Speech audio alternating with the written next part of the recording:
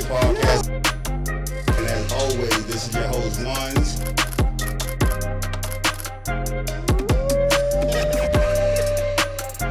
And as always, this is your host, Ones. Yo, what's up? Yeah. What's up? This is the Really Kick It Podcast, episode 21. And as always, this is your host, Ones, and I am back with the topics, man. First of all, listen, I'm going to tell y'all, I'm a little sauce, right? Because we've been drinking. I ain't got all three, but I got two, and I'm a fan so far, man. So it's going to be a great summer, man. I want to get into Max B straight off the top, right? I ain't even going to look over because I'm watching the game over there, too. The Knicks is up 103-86, so I ain't even got to pay attention to that. I'm going to be paying attention to this camera. I'm looking straight in your eyes the whole time. You understand what I'm saying? Max B is bugging the fuck out. Let's just start there, man. Max B is bugging the fuck out. Somebody on another episode, I said this nigga is like Young Jock. I think he's less than Young Jock. Young Jock got songs that hit no matter where you go. This nigga Max B is feeling himself when he's only alive because of French Montana. Let's keep it a buck. Let's keep it a buck. Everybody said free Max and all that shit, but that shit don't matter, man. Once a nigga take a plea or he blow your trial, you know how much time you got to do, and that's that. The reason niggas say free a nigga is because they don't want to do nothing for a nigga. They don't want to send no pink slips. They ain't doing no visits. They not doing none of that shit. So that's why niggas say free a nigga. That shit nobody ever got free because the nigga said free a nigga. He thinking because niggas was out here saying free a nigga that they care about him. This nigga Max B is out there giving niggas other niggas songs he singing over. He talking about, yo, I rap better than niggas. I sing better than niggas. Who are the niggas that Max B rap better than? Who are the niggas Max B sing better than? Literally nobody, but he feeling like he better than Kane. You got to remember, Kane was writing for Biz Markie. Was Biz Markie a superstar? Yes. He was in the Juice Crew holding his own. He's the reason we got Jay-Z. Like, these things happen. Who Max put on? Who Max better than? Who he outsold? Like, people get it in their mind sometimes. Like, he got the delusion of a woman, right? You understand what I'm saying? Because he think no matter what, because people were still listening to his little mixtapes and all that shit, this nigga got no hits, man. I'm just going to keep it a buck. He has no hits. Kane got hits, man. Hits. Contributed so much to hip hop through working with the Queens faction, MC Shan and all them. If you put that history against Coke Wave history, ain't no history for Coke Wave. French Montana is keeping Max B alive, man, and he think it's all him. It's not, bro. All of the success you've had has come from you being friends with French. That's it. And you overestimating that, like you could sell out stadiums or something like that. Because that would be the natural evolution of a superstar. Not little hole in the walls here and there, SOBs and that type of situation. I'm talking about you go in front of a stadium. He ain't got no stadium. Kane came from stadiums. Like, how big he was of an artist. Max B was never that. Max B would never be that. But because the internet is so into the moment, a lot of people got fed missing out. That's why a lot of these people go to concerts. They don't even know the music. They just know that this is the place to be tonight.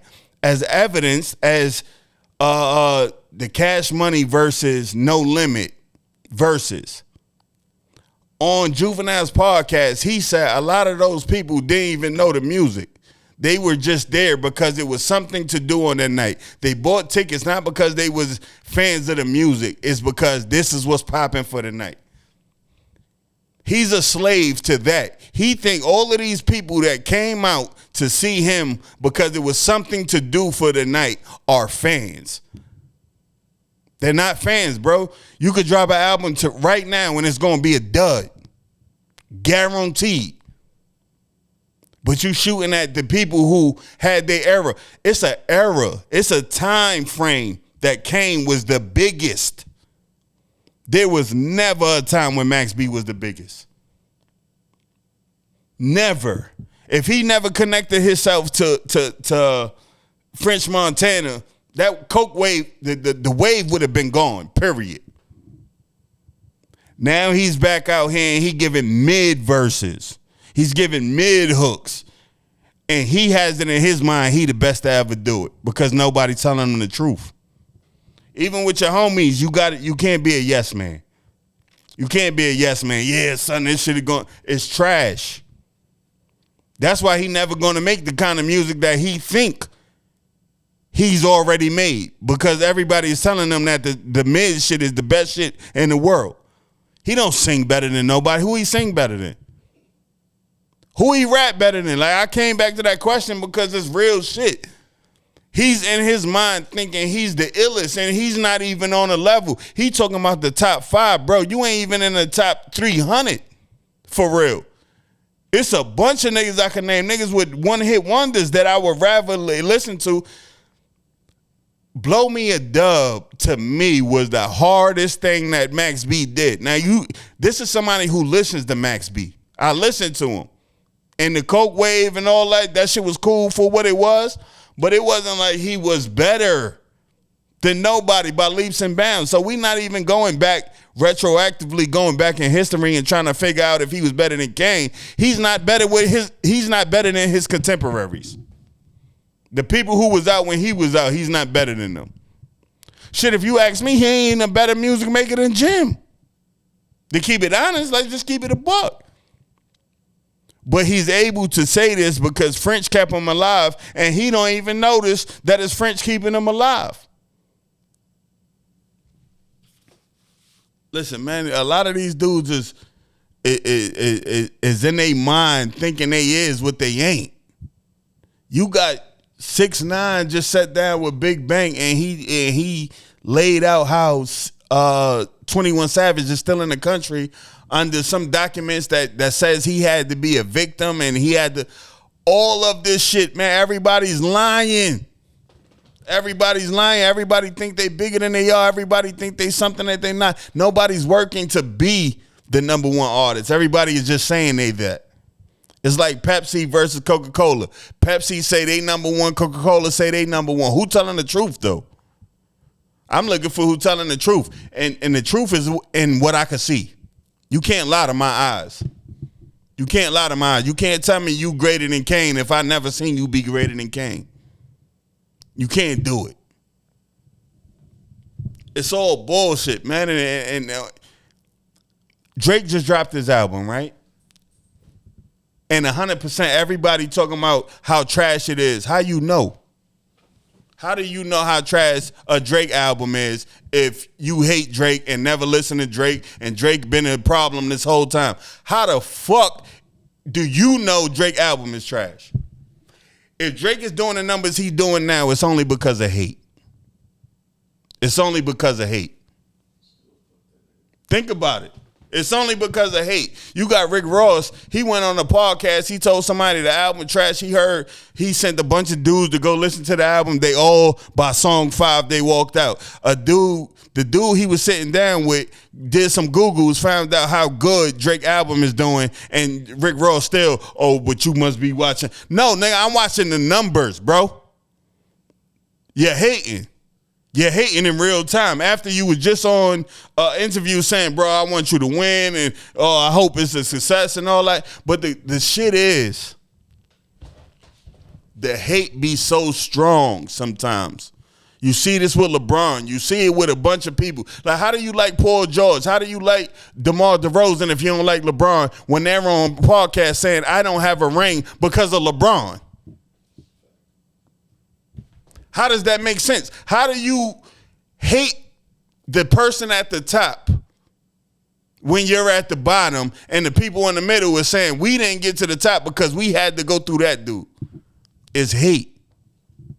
It's the same shit with Drake. He putting up the numbers. He doing everything he's supposed to do. He's out of his deal now. He working on something new. And Rick Ross about to drop a dud, and he gonna tell you that Iceman was worse than what he did somehow. Listen, man, we don't give way to hate. We don't give way to hate, man. We support the winners and everything they doing. We support, why? Because we want to win. We want to win. You can't hate winning and then want to win. That's not how this shit go. You got to support the winners until it's your turn is how I think. Everybody else is, oh, that nigga shouldn't have that. He work harder than you. He resonate more than you. Whatever it is, that's how you got to see it. All that hate shit, get that hate shit out your blood, man. That ain't it. That ain't it. That ain't how we moving through life. That ain't how we gonna get through life. You gotta assess what these niggas is doing to win, why people is resonating. Break them down like that. Don't break them down and just say, yo, this is mediocre or I don't like this because. No, break down why that's winning and break down why you losing. This is all information. If you're taking in that at the same time, you will get an understanding of what you need to be doing in life. And hating ain't one of them. I got something else I want to talk about, man. I want to talk about Julio Foolio, right? Julio Foolio and his killers. His killers just got sentenced to death. Not life, to death. Because of the killing of Julio Foolio. If you aren't familiar with who Julio Foolio is, Julio Foolio was an artist from Florida that was beefing with another prominent artist that was coming out of Florida. They was going back and forth. It was a lot of diss tracks. It was a lot of death on both sides, right? Julio Foolio, I think, celebrating his 24th or 23rd birthday or something like that. Put his birthday on the flyer. He wanted to celebrate. He wanted to make it big. The people that he was beefing with put a plan into motion where they was going to kill him the night of his birthday because they knew where he was going to be at ahead of time. They set this thing into motion. I think 3 or 4 dudes and 1 female went on this mission, right? They did everything they were supposed to do. If you talking about from a street perspective, they handled it the way they were supposed to handle it. They went and did what they were supposed to do. They got back home. How did they get caught? One of the dudes was supposed to rent a vehicle. He didn't rent a vehicle. He took his mom's vehicle, and they went down there and killed Julio Foolio. When cops got on their ass, they followed the vehicle. They found out who it was registered to. It was registered to this boy's mom. The boy was in the driveway when the police pulled up cleaning the vehicle. That boy snitched and was the reason the rest of them got caught. You understand what I'm saying? This is something we talked about on other episodes. He's not a street dude. He wasn't a street dude. He's hanging around street dudes. He don't even know how he's supposed to be moving, what he's supposed to be doing. And when he got caught, he folded. Is he wrong? Or were they wrong for not knowing who he was? Not knowing his place in the world versus theirs? Well, really, that doesn't even matter because all of them were sentenced to death behind that murder. Shit probably took about 10 minutes. They probably planned it longer than it took to execute the actual plan, and now they're going to be locked up for considerably more time than it took to execute Julio Foolio. Now we at a point where we got to ask ourselves, was it worth it? Nobody got no money. Nobody life was changed by it. Well, their life was changed by it because now they in jail for the rest of their lives. Was it worth it? Because of music. Because all of this started from music. It was some street shit that started amongst kids, and as they gradually grew older and as people gradually started becoming fans of them because of this beef that they were having out in the open, they were going at each other. People started chiming in, and they became bigger, and they got more money, and the beef became that much more serious because now you got money to go to war. Tupac said you need money to go to war. They had money to go to war, and they went to war. And now Foolio ain't even here. He ain't even get to see his 25th birthday, I don't think. These guys, again, another group of people on both sides, they was making money. off of rap. And they still gave they lives to the nonsense that ended with one dead, and the other side can't even make a fucking song now because their whole everything, their whole presentation was dissing Julio Fulio and them. So now if you no longer have them to diss, what kind of music are you making? Music niggas don't want to listen to. I'm just saying, man, it's a lot going on. All this is information. You could look at it. I don't want y'all to look at, oh, he going to trial. No, watch that trial.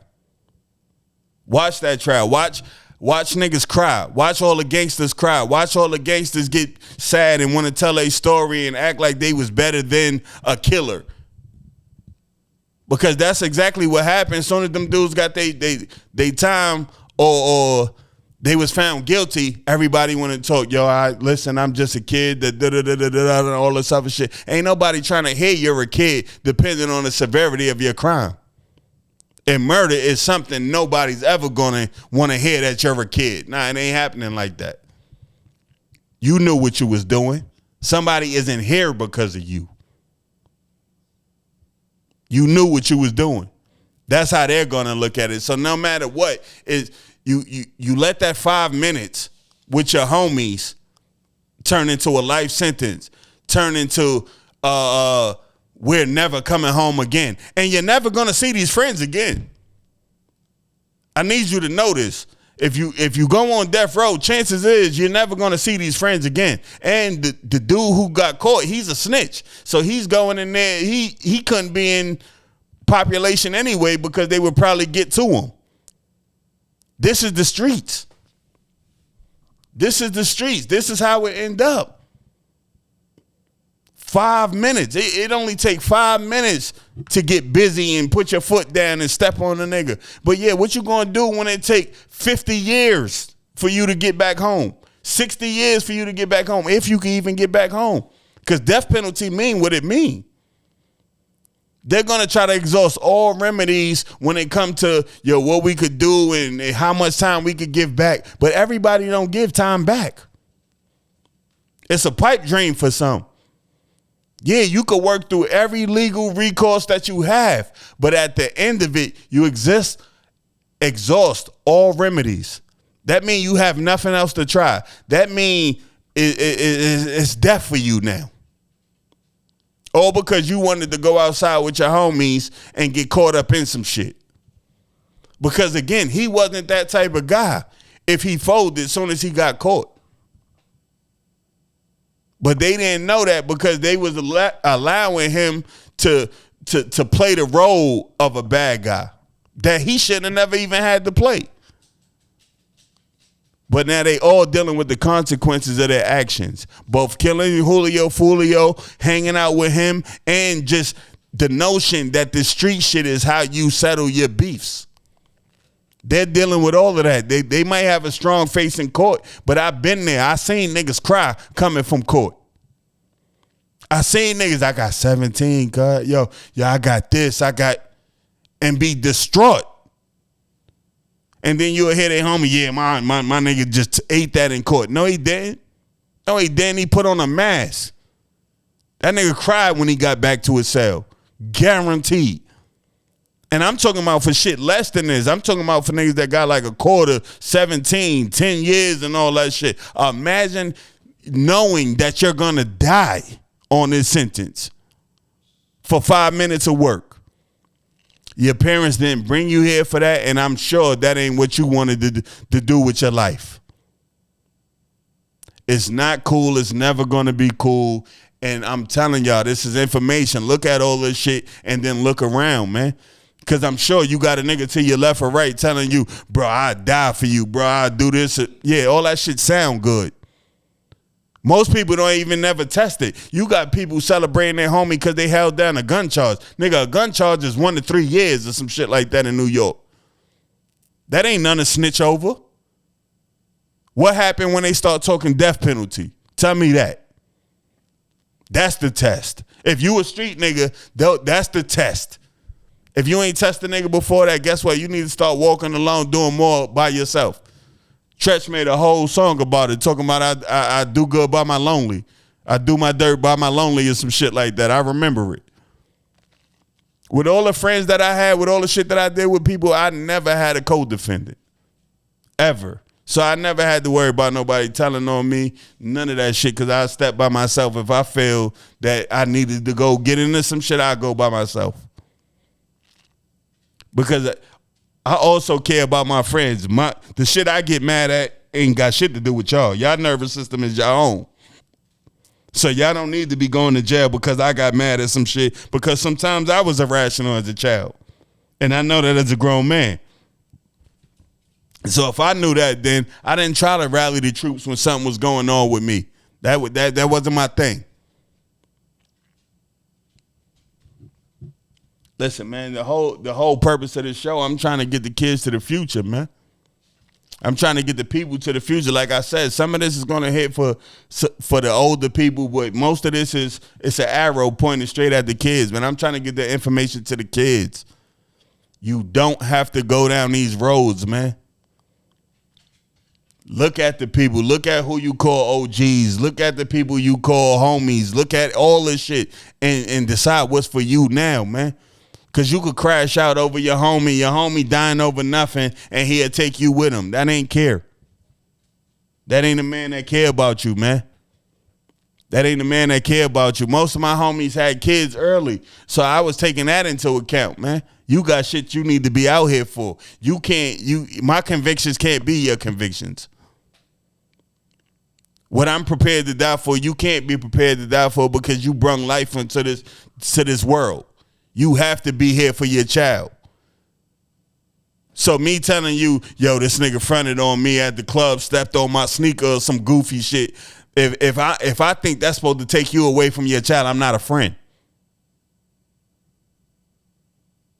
The message is going to be consistent, man. I'm talking about the same thing no matter what I'm talking about. I'm talking about love for my people. I'm talking about people knowing better so they could get to better earlier. Because I'm getting to my better later on in life, because I didn't have nobody to streamline, no guidance to tell me, yo, you don't need to be doing this. This ain't cool to do. I didn't have that. I was outside around grown men who weren't really grown men in the sense that I think of grown men now at 43. My grown men was niggas that was just older than me. They didn't know what they were doing. They were bumping their heads, but they didn't tell me, because they felt they had to assume a position because I was younger than them. So they felt and they was in a leadership position when they know for themselves they wasn't in a leadership position. Mentally fit, no way possible was they leading me toward the right shit. You got to find people who are trying to steer you in the right direction, man. You got to try to find people who steering you to a long life, not a short one. Because you got people you'll bump into and they'll tell you all this gangster shit is the bee's knees. It's the best shit you could be doing with your life. And then them niggas turn 40 and they trying to work construction. They trying to look for jobs. They trying to get CDLs. Why? Because the street shit ain't work. They'll tell you it did, but it didn't. You can see it didn't. Niggas done been in Ricos. The whole hood done been wrapped up over Ricos. Ain't nobody even had no cars. Look at the information for what it is, man. Don't let nobody tell you different than what you see. You could be a loser or you could be a winner, man. That shit is your choice. But it has to deal with every decision you make. Not every other decision. It's every decision you make. It's forming a life that you say you want or forming a life that you say you're trying to stay away from. That's enough of that, man. I want to get into my pro-black bag, right? There has been a dedicated effort to draw back civil rights in this country in every way possible. They're trying to change the way we vote. They're trying to change the way we're employed. They're trying to change the way we're educated, because they're trying to send this shit back to a place where white men control everything. Not the smartest white men, just white men. And I bring that up because at some point, our black athletes have to stop giving themselves to these schools, the Kansas, the Arkansas, all of these places that have representation, Republican representation that's trying to quiet the black voice. These people need to stop going to these schools.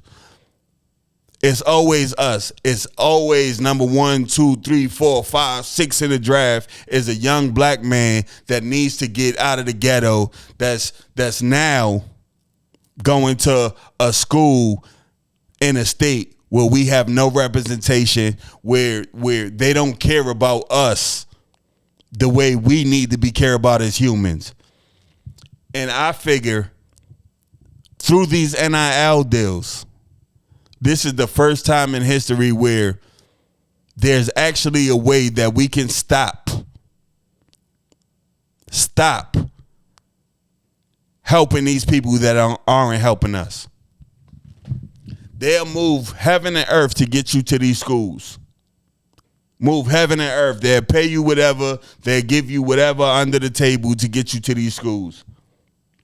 But these are also states where black people representation, their vote doesn't matter. They're being disenfranchised at a large amount. But they want us to come to these schools and make their programs hundreds of millions of dollars with our attendance. Black athletes got to stop that. And like I said, this is the time when asking for that shouldn't be such of a stretch. It shouldn't be such of a stretch because you got these kids that's in school, 7 million NIL. You don't need to go to that college. You could go to a historically black college and take that same celebrity that you got and your money and still make it to the NBA. You're not losing out on nothing if you stop going to Alabama, if you stop going to Texas, if you stop going to Arkansas. All these places that are trying to disenfranchise black people, you're not losing no more.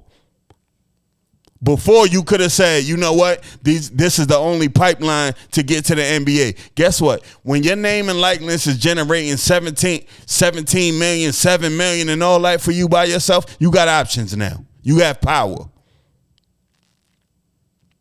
You could take that to Howard. You could take that to Delaware State. You could take that to these schools and bring the notoriety of these schools up, the prominence of these schools up.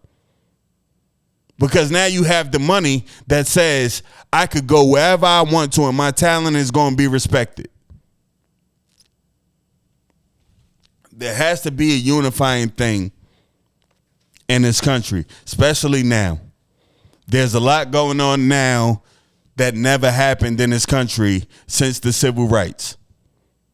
If they're trying to take civil rights for us, there's a reason. There's a push that they're going to get into. They're going to try to create new obstacles for us to jump through, and we can't have that. The only way that'll happen is if we allow it. We got the information to fight back. We got the information, and this is where the unity part comes in, because we got into the inclusion thing too fast.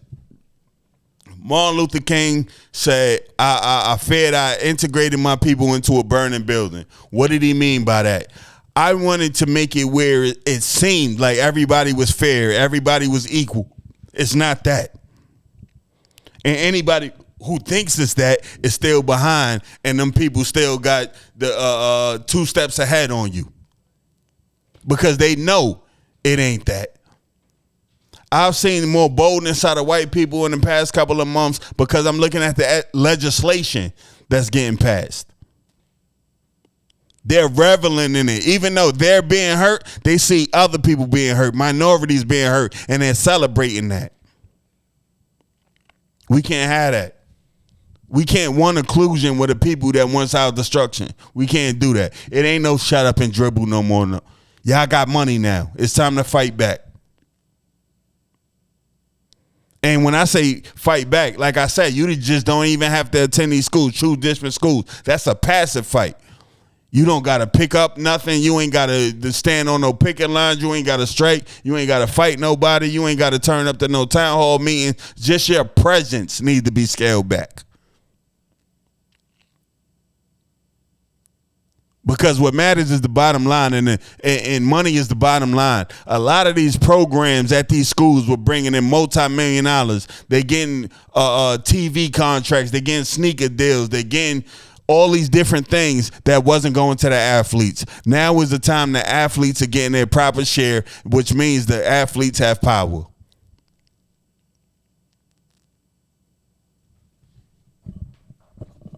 Listen, man, I come all preachy, man, but these are just things I care about.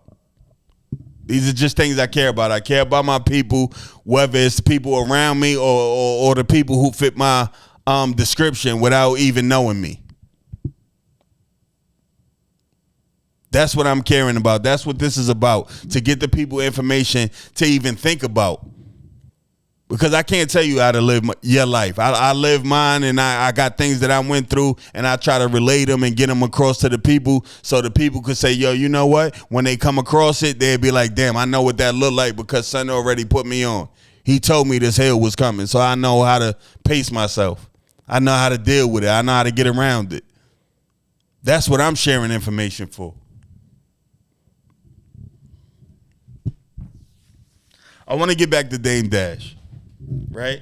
I know he's been a reoccurring thing that I talk about on this podcast, man, but it's sad. It's sad with Dame Dash. Dame Dash has become the number one hater on this planet, man. He stood beside Jay-Z. Jay-Z made a lot of money. He made a lot of money. He lost his money. Jay-Z kept his money. He went on to higher heights. He talking about nobody fucks with Jay-Z. How you gonna say nobody fucks with Jay-Z when Jay-Z is selling out shows in multiple places? This is what hates look like. This is what I'm saying. Nobody should be a hater, because being a hater is a rational emotion. You look stupid when you're a hater, when people can see you're hating. Millions of tickets sold and nobody fucks with them. When you tried to sell he shot a movie. Let me go back in time. Dame Dash shot a movie, right, that he tried to sell in parts. He tried to sell a movie in parts. It wasn't a success. Do I need to say that? That's the movie he's mad over Cam for, because Cam was in the movie. Cam said the shit was trash. It was trash, and he tried to sell it in parts. He didn't put it out, and it was just a movie. You could go to the movies and see, or you could go buy the DVD. He tried to sell it in 3 parts. Who the fuck buys a movie in 3 parts? This is the super businessman that Dame Dash is. You never see him talking about his successes. You never see him talking about his wins. You see him talking about other men. The very thing he called Charlamagne a chatty patty for. Listen, man, every day you turn on, no matter what the media is, you're going to see somebody who you respect and somebody who you shouldn't. You got to know the difference. You got to know the difference. That's on you as the user. I see people platforming Fleece Johnson, Dame Dash, all the niggas that's giving you nothing in return for your view. They're misleading you with the bullshit, telling you they winning. You got Fleece Johnson talking about fucking niggas, and he hitting on the dudes that he interviewed. Like, dudes is paying this dude to fly and come flirt with them. This world is a very different place than the world that I thought I knew. A lot of the times I say I think I lived too long, man. I wasn't supposed to see a lot of this shit. I wasn't supposed to see niggas turn bad. I wasn't supposed to see niggas get corny. But I did. And I'm disgusted. That's why I'm on here telling y'all, listen, man, focus on yourself and what you want to do in this life more than you focus on what other people did or what you perceive they did. Because a lot of this shit is smoke and mirrors. You got Rick Ross out there arguing and going back and forth with gunplay. Somebody who got the shit beat out of him because he was repping that MMG shit. He's out there telling a story where it ain't even his man holding him down. It was basically business for Rick Ross while it was all love and care from gunplay. He was ready to die behind Ross. Ross saying, listen, they didn't fuck with you like that, so I don't fuck with you like that. So even the loyalties is in question. Bangum Smurf just took a picture with Ja Rule the other day. You're seeing grown men. Like, I'm a morality guy, man. If I say I don't fuck with nobody, guarantee you ain't gonna see me in no picture. I ain't running around with them. We ain't coming back together later because I thought about it. I'm not just cutting nobody off on a whim. I'm using information to cut niggas off. If we've been through something a bunch of times, or we've been through something one time, but you've been through this particular thing that we're going through with other people and I know about it, this is your character. This is your character. I'm not going to be around. So if I'm talking about banging out with somebody and all this shit, because he only did that shit because 50 was on the come up, seemingly. Now that he can't eat 50 crumbs no more, it ain't no loyalty. So you never had a problem with Ja, but you was going at. You understand how corny that is? Because my man can't tell me if it get out of hand, I'm lining up with my homie. But if it's one-on-one, it's one-on-one. If I feel a way about you, chances is I'm going to feel a way about you forever. It ain't no money that's going to change my mind. Ain't none of that because we had money. I done all of that.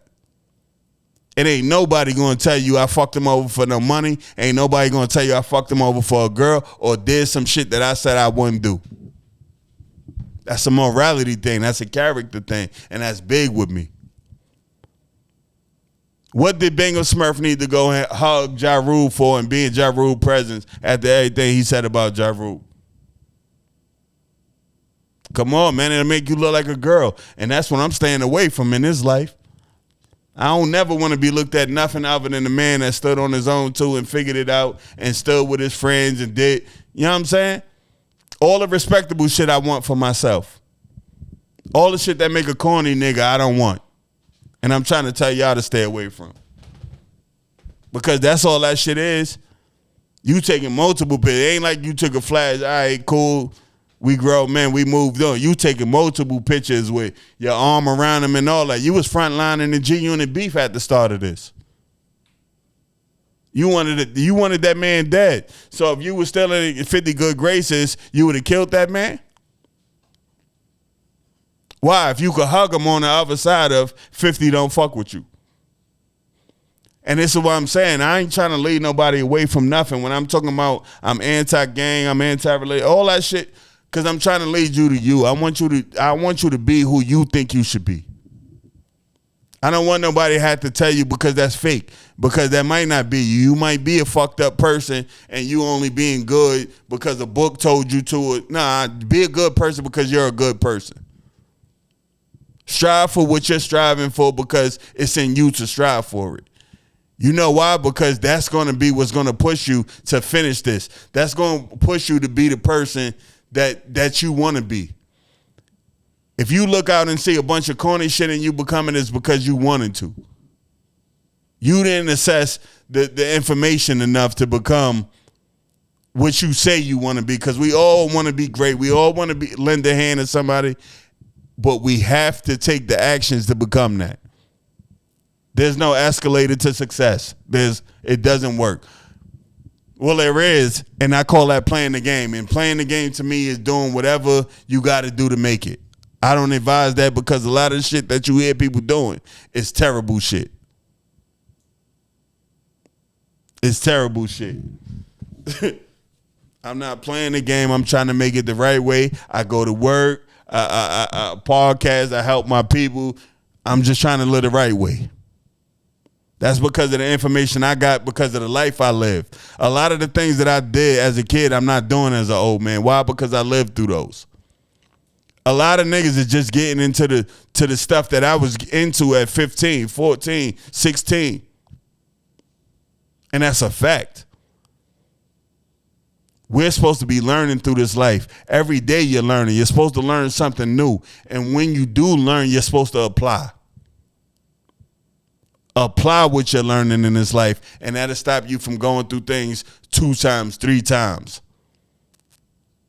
I only want to experience bad shit one time before I move on from it. I don't want it to be a cycle in my life where I'm going through the same exact shit with the same people, knowing that I could have looked at it saying, damn, this look like that other thing. Let me step away. I'm using information to get through this life, and I want my people to do the same. I want my people to do the same.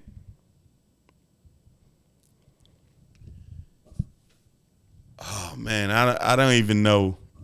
Like, it's so much that I could be talking about. The summer hasn't even already hit, right? The summer ain't even here. And already it's people dying in the street. Is the gang shit then kick back up.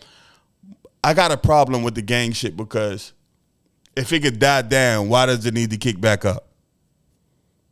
These niggas will go through a whole fucking New York got 4 seasons. These niggas that get through 3 seasons, not beefing with each other, not colliding with each other, get to the summer, and now they shooting at each other, and old ladies is getting shot again, kids is getting shot again. I look at the news, and it's my people killing each other for bullshit. I don't like it. But what's more fucked up is I understand it on some level. A lot of these kids that's out here 14, you hear that 14, 15 and all that, and you say these are kids, they shouldn't be dying, and that's true. But a lot of these kids is out there menaces. A lot of these kids is out there on bullshit already because they didn't have the care in the house.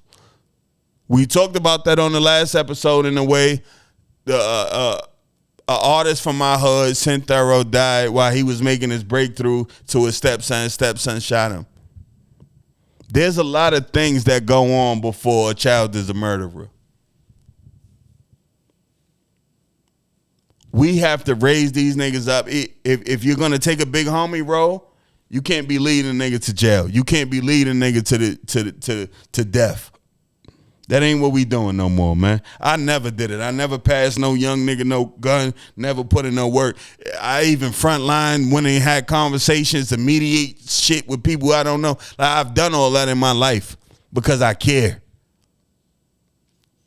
Again, I've been through it, man. I've been doing this for 21 episodes. You ain't seen in the comment section when nobody said that nigga is lying. And it's because I care that I don't want to see nobody go astray in any way. If it's my people, and understand when I say my people, I'm not talking about the people I know. I'm talking about the people that share my skin color, that share the oppression that I share, that share the fight that I share. Those are my people. If you acknowledge me as somebody in the same way, then we simpatico. Like we, you my people. You understand what I'm saying? Because you care about me, I care about you. And I don't even mean care in a way that you got to do nothing. Just allow me to live and just allow me to be me in the same way I allow you to be you. Sometimes that's what unity is, man. It ain't got to be on top of each other. It ain't got to be super in your face. It's just, yo, you know what? You doing all right over there, black man or black woman? Yeah, that's good enough.